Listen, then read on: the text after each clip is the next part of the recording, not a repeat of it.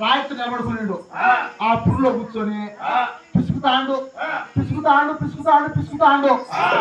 ఆయన పుట్ట కూర్చొని పిసుకుంటాడు.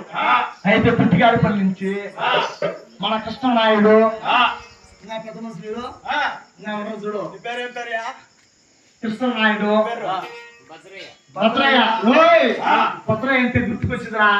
గతంలో మనం పట్టపల్లికి వచ్చినప్పుడు వచ్చిండు, నేను మర్చిపోయినా.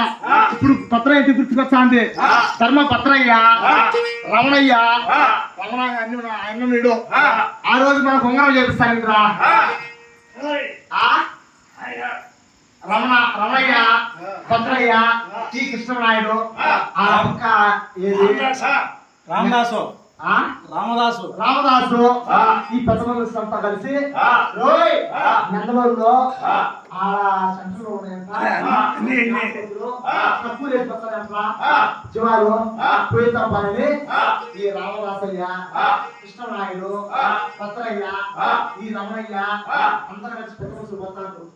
ఒకరిన వాళ్ళు ఒకరు రాకుంటా ఏళ్ళు క్లాస్ నవ్వుకుంటా పోతాను.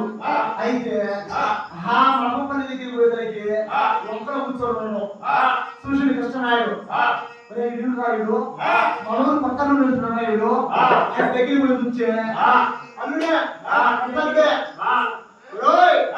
వీడు మనూరు అల్లుడు రాయుడు వీడు దుంపగా వీడు వాచ్యం ఒకరం ఏదో బాగుంటున్నాడు.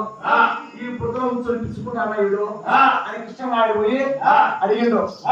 రే నాయనా ఏం పోయిందిరా నీది, ఏం బాగొట్టుకుంటావు అని కృష్ణనాయుడు.